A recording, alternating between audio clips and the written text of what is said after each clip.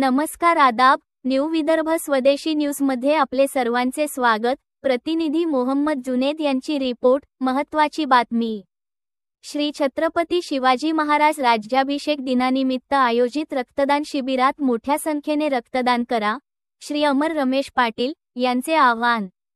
रक्ताच्या तुटवड्यामुळे कोणाला जीव गमावावा लागू नये करिता कोरोनाच्या सुरुवातीच्या काळापासून संभाजी ब्रिगेड नांदुरा द्वारा रक्तदान शिबिराचे आयोजन दरवर्षी 6 जून रोजी करण्यात येते।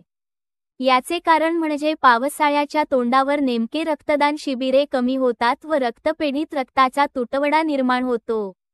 यामुळे अनेक गरजूंना वेळेवर रक्त न मिळाल्याने रुग्णांच्या घरच्यांची दमछाक होते।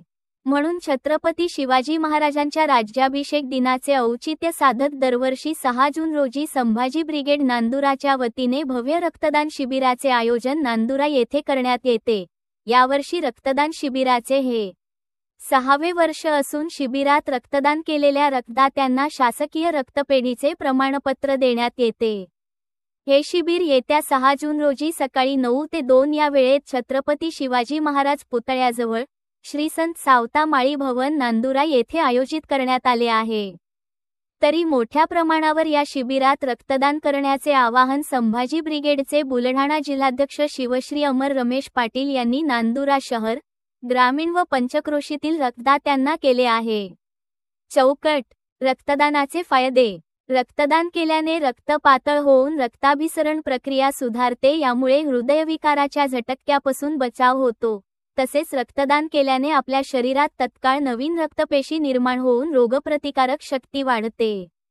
कर्करोगापासून बचाव होतो। रक्तदाब व वजन नियंत्रणात राहते।